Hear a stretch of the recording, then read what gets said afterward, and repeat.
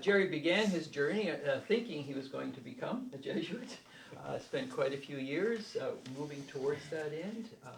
Spent a fair amount of time at Guelph, which was the great center, and was a directee of probably one of the most important Jesuits in Canada of the 20th century in terms of formation, John English. And John English has written quite a few books on enriching the Jesuit journey, moving it beyond its 16th century tradition, deepening it. And Gerry has imbibed, internalized, and taken all that in a way I know Wayne and I'm sure we will today, but I know many other people have deeply appreciated. So, Gerry, welcome. We're looking forward to it.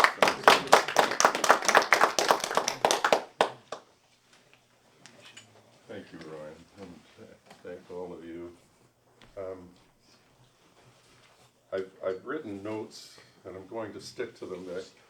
There's an old saying some of you might know. I had to give a long homily because I didn't have time to prepare a short one. So I thought, and I have a dear friend who asked me, an Anglican priest who asked me once something about Ignatius, and about 20 minutes later, his hand up and said, "Did you not notice my eyes glaze over about 15 minutes?" So if I notice your eyes glazing over, but I'll stick to. So what I intend to do this morning is it's the best way to know about the spiritual exercises is to know something of Ignatius of Loyola. And so I'm going to talk about Ignatius and then talk a wee bit about how his experience led to the language of discernment of spirits. I won't go into a lot of that. That's a whole other area. And the terms consolation and desolation. And then I'm going to just hand out something, or if you have your own Bibles, it's the story of the road to Emmaus, and which is a story of consolation and desolation. So when I'm done, I would just invite you to be in silence, and then if there's a place you can go and just sit with this text and read and maybe pray with the text for as much time as we have, and look at this text in terms of consolation and desolation, the movement away from Jerusalem, encountering the risen Lord, and then the movement back to Jerusalem. So that's the plan for this morning. I was listening to Greg Boyle. Do some of you know Father Greg Boyle, a Jesuit who works with gang members in LA? And they're called homies, the gang members who are trying to leave gangs. He works with thousands of them. And a number of them actually become speakers and so go on the circuit. And one of them said to him, they call him G, when you're given a talk, he said, it's really good to start with some self-defecating humor. I have all kinds of reasons to be self-defecating, but we'll save that for another time. So to begin, I thought it might be helpful to understand the vision of Ignatius by looking at three different constructs, and I'm representing these in three different ways. Three different constructs for the historical formation of religious monastic communities. And each of them in some ways reflects a corresponding view of how God acts within the world. And for the sake of brevity, I'm going to oversimplify a bit, but the overall character, what I think as I describe it, has some truth to it. We can probably think of, excuse me, this is asthma and not anything beyond, so I apologize for that. We can probably think of ways that even today, each of these models we might find reflected throughout Christendom in terms of how people understand Christian community and church. The first comes from the Benedictine model. Most of you know Benedict was born in the late 5th century. Didn't actually establish the first monastery. There were others before him, but they were corrupt and ill-organized, and he came along and wrote the famous rule, the Rule of St. Benedict. He had lived for some 3 years as a hermit, and it was not his plan, but he wound up establishing 12 monasteries grounded in the rule. And it's a rule which was and still is flexible, and it's realistic, and it's Christ-centered. So there's a balance here. And that balance is kind of reflected, I think, I always look for head and heart in spirituality, don't you? We can be in our heads or we can be too much in our hearts. Benedict wrote, "Listen carefully, my son," he said, "to the master's instructions, and attend to them with the ear of your heart." Listen, and then attend with the ear of your heart. In this monastic structure, literal walls were often constructed to house the community, right? Where Christ could be held as central. There can, in this model, underlie a kind of suspicion that beyond the walls, Christ isn't likely to be found at all. We have to contain the walls to contain Christ. And beyond those walls, the devil roams around seeking the ruin of souls. Now, for the sake of contrast, I'm kind of emphasizing shadow here, but corresponding to this is the light of a tradition that's evolved and flourished over the 1500 years that it's been in existence. But I would also remark, as a Roman Catholic, that this shadow, to my mind, is sadly reflected in so much of what came out of the Council of Trent in the 16th century, and which shaped the Catholic self-understanding for centuries, the favored ones, which means, of course, that we are often able, as St. John Chrysostom observed more than a millennium before, we can be dressed in fine robes while Christ stands naked outside. So that's the shadow side of that model. And it's a side that the Second Vatican Council has tried hard to explode, and Pope Francis is doing his best to continue that explosion. Well, along comes Francis of Assisi. Following his well-known conversion experience, Francis detached himself from everything material, and he chose extreme poverty, which he even referred to as his sister poverty as his way of life. And his followers chose the same path, but it wasn't through any ambition of his own, but his spiritual journey led to the establishment of a mendicant religious order, which by definition meant that they had to support themselves physically by going out and begging alms. So even on a practical level, this necessitated an increasing opening of those, in their case, more figurative walls. They weren't living in monasteries, but there was a sense of a wall which we all experience at one time or another in our own Christian communities, or we can, particularly between ourselves and other Christian communities. So the wall had to be opened somewhat to permit movement into the world. But it was still accompanied by a felt need to regularly return to life in the community, where they could be more focused on Christ, who was to be encountered within that community. And they would then be equipped to again take Christ into a world sorely in need of him. You see that the understanding still is we find Christ in our prayer together, in our worship together, in our communities, but then we take Christ into the world. And the famous dictum, whether it was in fact attributed to Francis, but preach the gospel always, and if you must, use words. So I wanted to contrast those two with Ignatius of Loyola.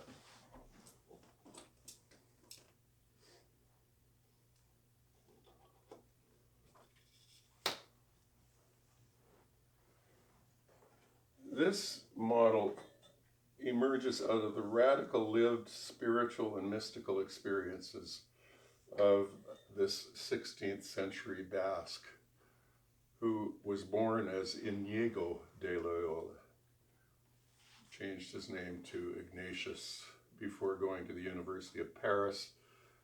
And it's not certain, but we think because of the inspiration of an early martyr named Ignatius of Antioch. Excuse me.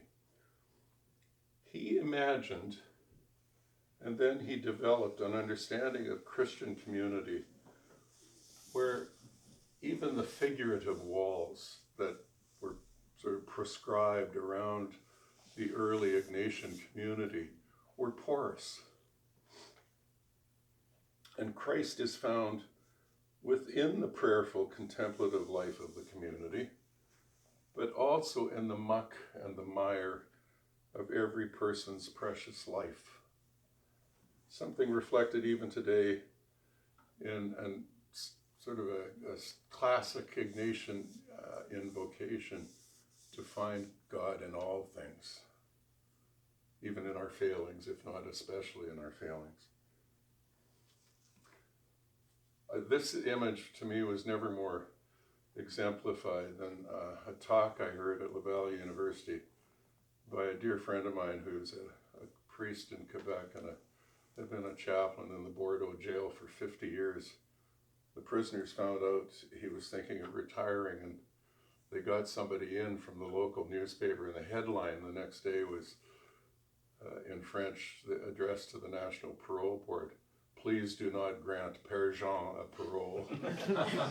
And so he stayed. He was giving this talk, and I remember sitting with a couple of hundred other people.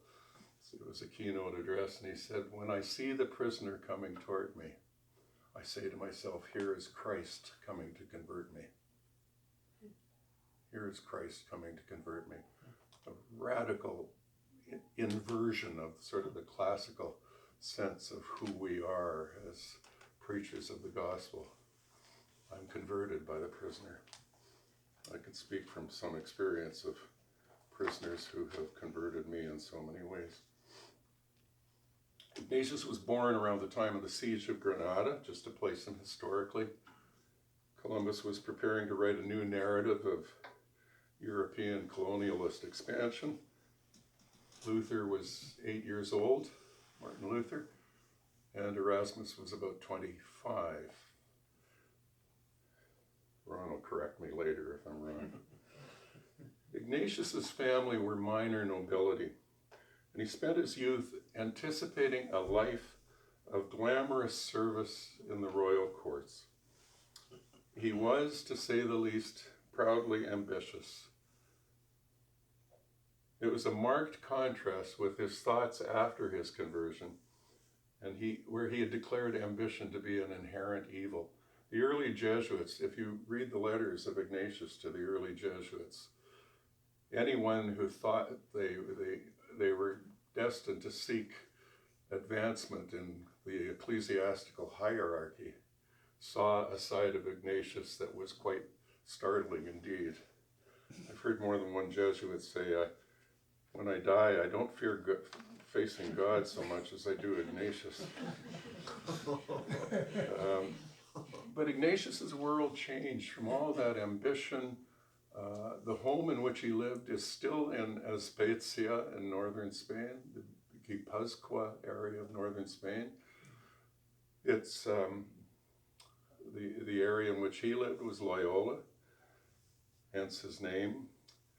The siege of Pamplona, which occurred in 1521, was a siege between, and it was a last-ditch effort to keep Pamplona out of the hands of the French.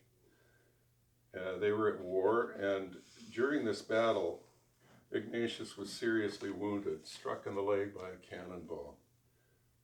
The French were so impressed by his valor that they personally carried him home, about 100 kilometers. And in carrying him home, they had to set the leg, and then because of his vanity, he wanted to make sure that it was properly set and there was a bone protruding. They operated on him 3 separate times without anesthetic, so this was sort of this ultra macho male that he was. And he eventually had to accept the fact that for the rest of his life he would walk with a limp. But his recuperation took a long time, and during that time, there would be planted the seeds of an understanding of how God directs the soul through affective experiences, through the heart, how God speaks to our hearts. And the experiences he called consolation and desolation. And then he later developed the rules for discernment, which are recorded in the spiritual exercises. And the rules of discernment were to deepen our capacity for understanding, but also contemplatives in action, also acting on our understanding of God's will in our lives. So while he was recuperating, he asked his elder brother owned the family home. He asked his sister-in-law for some books. And no doubt he wanted stories of knights in battle and romance and chivalry and deeds of daring do. And she firmly said, well, we don't have any of those kinds of books around here. So she said, this is what we have. And there were two books. One was A Life of Christ, written by Ludolf of Saxony, who had been a Carthusian monk. And the second was Lives of the Saints. And he would spend increasing amounts of time in imaginative fantasy, reading all of these stories, as he lay day after day for months recuperating. And the subject of his fantasies would alternate between, on the one hand, the lifestyle represented by his personal and sensual, ego-driven ambitions up to that point, so we can imagine what the fantasies contained. And on the other hand, reading these materials, he would fantasize about a life in which he served Christ as the saints had done. Over time, he noticed through his reflections, following these fantasies, that his interior response was very different to each of these two categories of fantasy. Both were initially pleasurable, but the worldly thoughts, which would go on, these reveries would go on for hours, left him dry and agitated in the end, while the others induced a type of contentment. He ultimately concluded, you have to smile at this because it's true to the ego from which he was trying to detach. Not just that he would try to do what the saints had done, but he concluded, I can do it better. I can do it better than Francis. I can do it better than Dominic. There's a motto you will see in a lot of Jesuit institutions, abbreviated AMDG, Ad Maiorem Dei Gloriam, to the greater glory of God. Now, what he meant by that was that we're all invited to do what we can to enhance God's glory, but Jesuits have been accused of saying that, well, others may do it to the glory of God, we do it to the greater glory of God. But I think it's an unfair accusation for them. In Ignatian spirituality, action and contemplation are profoundly interrelated. And so after several months of spiritual reflection and physical healing, Ignatius left the comforts of home and headed for the Benedictine monastery at Montserrat, which is about 500 kilometers from Spezia, where his home was. He fasted there for a couple of days, prayed, and as a symbol of abandoning his former life, he left his sword there and gave all of his fine clothing to a beggar. And he then set off for Manresa, which is not far from Montserrat. If you ever want to do the Ignatian Camino, it's a wonderful experience, and you can do it within 500 kilometers, and you can do it by train. And I encourage you to if you are so inclined. So he went to Manresa, where he imposed on himself excessively severe penances, and he suffered an agonizing scrupulosity, which drove him to the verge of suicide a number of times. Over, I think it was about 10 months that he was there. He remained in Manresa, and it was a time of deep spiritual and psychological transformation. What we find in the spiritual exercises, and just as a snapshot, you might have covered this last night, but they have a 4-week structure to them, not 7 days. You do it in 30 or a 36-day institute, or you can do it in everyday life. It's called a 19th annotation, where you're directed for several months. But the first week is on our own, it's on the fall and sin. The second is accompanying Christ in imaginative and disciplined prayer. The third is the passion and death of Christ. And the fourth is the resurrection and something called the Contemplatio, to attain love. All of this, these 4 weeks of the exercises, much of it came out of this time in Manresa, especially through his suffering with scrupulosity and through praying several hours a day, which his spiritual director insisted he limit himself to. Heaven knows what he would have done had the limit not been imposed. He also during this time lived a kind of apostolic action, a life of apostolic action, and he ministered particularly to the sick and the dying in a hospice and to prisoners in a local prison. He developed the insights that had begun during his recuperation by discerning movements, as he called it, movements of the spirit, by reflecting on his affective experience, his interior affective experience. Movements again of consolation and desolation. Through these movements, he would get in touch with his deepest desires, which he trusted that and the emphasis here is on our deepest desires. When we get through all of the surface impulses and urges and drives and appetites and go to that core of the soul where the deepest desires are, which are ultimately defined by love, that those deepest desires are placed there by God. He doesn't give us a quick and easy definition of consolation. Since it's an inner psychic experience, he gives what might be called a phenomenological description, a variety of inner experiences, each of which in its own way exemplifies the reality of consolation. And these inner experiences then require an interpretation in faith. So we can't be too quick to just respond to and interpret these experiences. We need to be with them and to go more deeply into these interior experiences and reflect on them in faith. And in this way, consolation isn't simply a dictionary term for Ignatius. It's a spiritual reality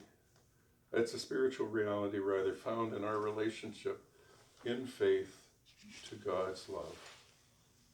In his autobiography, he speaks of the great consolation he received during his convalescence in Loyola, from looking at the stars. He would have called this consolation without cause. So here's an example. So consolation and discernative. When he looked at the stars, he wrote this. He said, when he always described himself in the third person. This is a quote. When doing so, he felt within himself a powerful urge to be serving our Lord. He looked at the stars and felt an urge to be serving our Lord. So an important corollary to what he felt was, where is it directing me? So consolation and discernment of spirits is always a spontaneous inner human experiences as interpreted spiritually and with spiritual effects, where it leads us. That is, toward God's active presence in the world. we know we're moving in this way when we sense the growth of love or faith or mercy or hope. I was going to tell this story. I told it to Ron yesterday, and I think you were still there waiting for coffee. There was clear evidence that his understanding of discernment of spirits needed some refining. When he first left Montserrat to go to Manresa, and he's still working this out, he encountered a Moor, and the two of them were riding donkeys. You know the story, Karen? Karen should be here giving this talk, by the way. So, boy, to Ron, why are you bringing me here? Karen will already be there, and she'll do it a lot better. But anyway, the story was, they're riding along these donkeys. He encounters this Moor, and the Moor says something about Our Lady, about the Mother of Christ. And it was a question of whether she could remain a virgin after the birth of Jesus. And Ignatius was incensed by the Moor's apparent disrespect. It was just a Moor who couldn't understand. And so he thought this Moor rode off ahead, and there was a fork in the road, a proverbial fork, and the Moor went one way, and Ignatius is just fuming. And so he decides, well, I need to know where God is leading me in this. So he said, I'm going to let go of the reins of my donkey. And if the donkey follows at the fork in the road, follows the Moor, I'll kill him. And if he goes the other way, well, I'll spare the life. And even though the more traveled road was where the Moor went, the donkey went left. Thank goodness. So clearly, Ignatius's understanding of discernment evolved and developed after that time. At the heart of Ignatian spirituality is a belief in the interior experience of the faithful, directing power of God in our lives. But I just want to add, and this is sort of a final, getting toward the final note, I think it's important and that this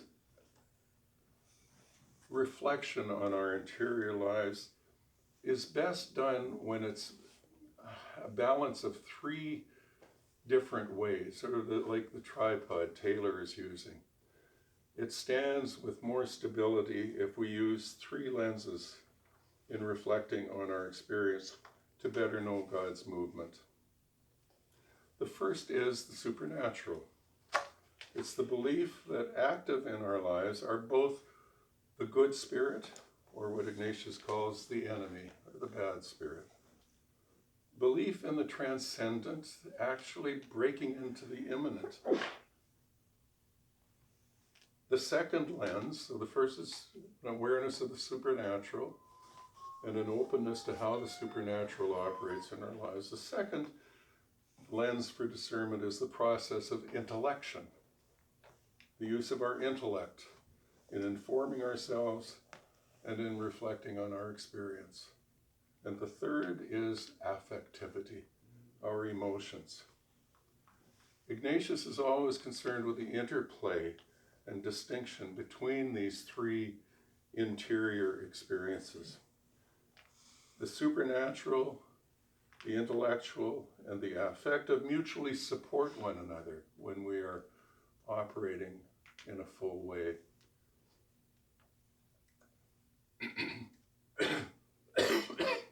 And this is of the Spirit. This is the way the Spirit works. Conflict within the three is considered to be from the enemy. So if we focus on the supernatural alone, without the intellectual and the affective, it leads to a form of superstition. If we focus on the intellect alone, we can see a lot of that, can't we? On the intellect alone, it leads to a kind of hollow deism. And if we focus on the affective alone, the emotional experiences we have interiorly, it can lead to chaos. It all falls apart and we will crash. So we must view our experience and reflect on it through all three: supernatural, intellectual, and the affective. A final note on consolation and desolation. Consolation isn't necessarily pleasant. Think of you will be led to places you'd rather not go. All sorts of emotional responses we might have to that. Or, for example, if you're accompanying your dying father as he journeys more and more toward death, there's a consolation in your faithfulness to accompany your father. But none of us would describe it, those of us who have been through it, as pleasant. And yet, desolation, on the other hand, can be cloaked in pleasurability. One word: sin. It has allure because it is associated so often with pleasurability, but our experience of it leads us into desolation. Sometimes an experience of sadness, loneliness, or restlessness is a moment of conversion to deeper intimacy with God and with each other. Times of human suffering can be moments of grace. The key questions are: where is the movement coming from, and where is it leading me?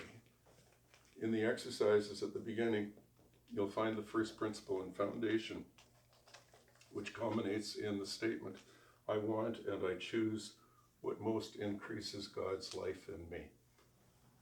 Because when God's life is increased in me, I can be more fully loving with those around me. And I can better receive the love that those around me may be invited to offer.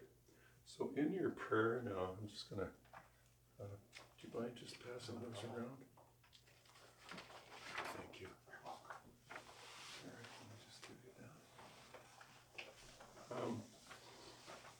that. As I said, I invite you to look at this it's such a powerful story, and of course it's been in our liturgical life the last while.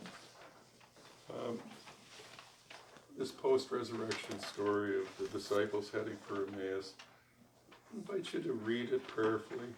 Sorry I did go a bit over, Ron, but just if you can just ponder a little bit, how might we see consolation and desolation manifested within this story? And like so many traditions, and probably your own practice, when we begin prayer in our own prayerful way, we invite the Holy Spirit to shed light. So you might just take a moment within yourself to invite the Spirit to shed light on this for you, and then take your time in praying this text till 10:30. Yeah, so if we go to our